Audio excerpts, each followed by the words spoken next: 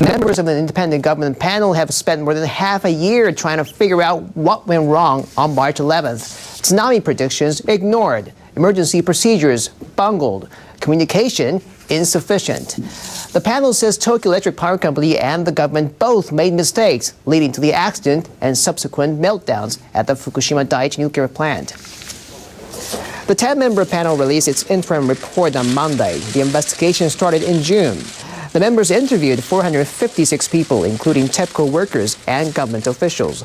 The report describes at length how TEPCO had predicted in 2008 that a tsunami higher than 10 meters could hit the plant.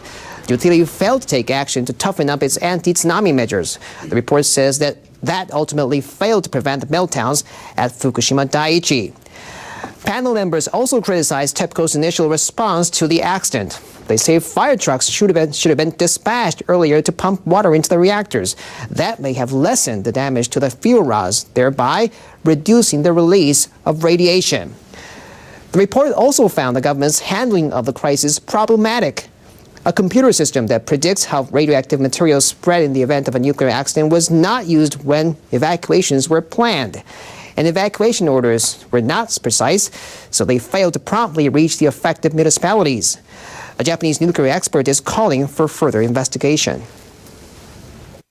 It should be clarified whether the Prime Minister's office took effective action while the accident was in progress and the situation remained volatile.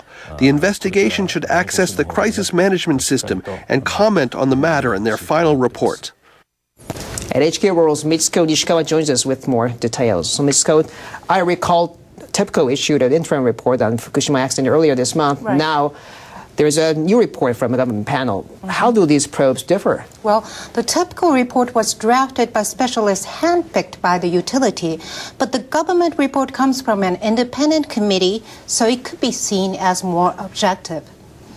TEPCO's report did touch on how the meltdowns occurred, but it failed to clarify the root cause of the accident. For the first time, this new report clearly states the Japanese government played a role in making the crisis worse. It says the government wasn't prepared for 3 disasters: a big earthquake, a tsunami, and a nuclear accident.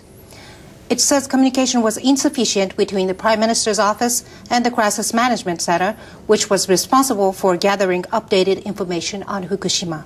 What about Tokyo Electric Power Company? What does this report say about TEPCO? Well, it explains in detail the errors TEPCO workers made right after the earthquake and tsunami hit Fukushima Daiichi. They were late to respond to the problems with reactor number 1. They fell behind in their attempt to cool down the reactor. They failed to use the only workable cooling system called the isolated condenser after the plant lost its major power sources. The condenser uses steam to cool it down, but neither workers, the task force on the site, nor officials at headquarters knew how to operate the condenser at the time of the emergency. The report says, as the operator of a nuclear plant, TEPCO's lack of knowledge was extremely inappropriate. It says there could have been ways to slow down the pace of meltdowns and lessen the leakage of radiation outside the plant. So what is the next step to get to the bottom of what happened at Fukushima Daiichi? Well, the independent government committee is scheduled to finalize this report by the summer of 2012 after interviewing officials and ministers who were in charge during the time of the accident. The committee is calling for fundamental and drastic changes to nuclear safety and disaster response policy. Right, HK World's Mitsuko Nishikawa reporting for us tonight. Mitsuko, thank you. Appreciate it. Sure.